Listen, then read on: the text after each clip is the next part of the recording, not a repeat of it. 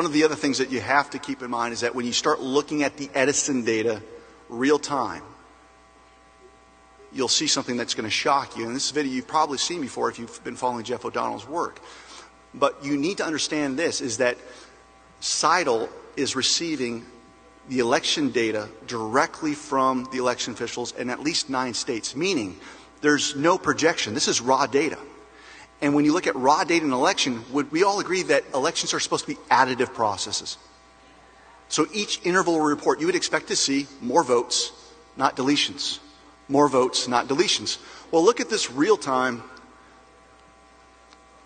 video of the Edison reports. You got total votes at the top. You got in-person votes in the middle. You have mail-in votes.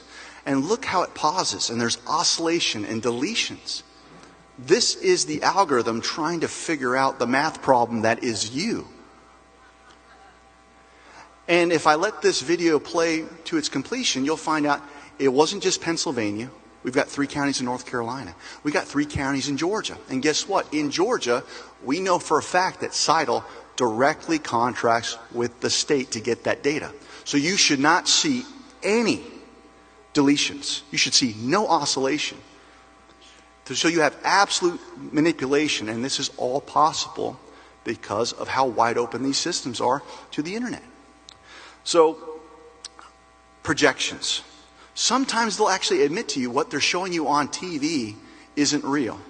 Case in point, watch this. Remember I told you about this estimated vote in, right? Remember it was about a half an hour ago, it was at 99%. It's dropped down a little bit now. That suggests that there are votes out there, and we said this number could change throughout the night because it was an estimated vote in. It was a projected vote, and it's gone from 99 down to 95. And the margin there, well, I mean, you can do the math at home. It's roughly 3,000 raw votes between McCormick and Oz at 11:30 at night here on the...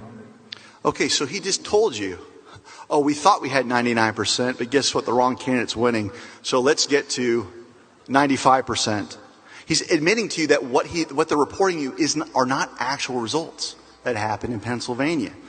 But on this type of nonsense, and what you just saw with that Edison data going back and forth, races were being called on razor-thin margins. Perhaps you remember this one.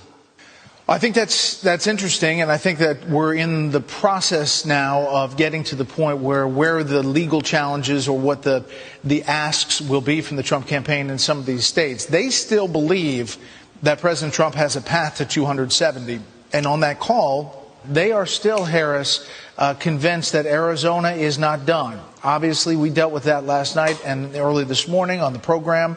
And our decision desk stood by its decision to call Arizona, still does, but they are correct that there are more Republican votes coming in parts of Arizona. So let me just say this, folks. You had a razor-thin margin in Arizona. Brett Baier called it, based on what we just saw with the projections being off and the impossible deletion and oscillation. Should they be making that call at all? No, they shouldn't. And historically, the call was always made at the precinct level. The people that counted the votes were the ones that called the races. We've got it backwards. Now you've got the machines doing everything. And you've got CNN and Fox News telling you who won. And the judiciary, the legislators, are loath to challenge this narrative because they don't want to be bullied by the media.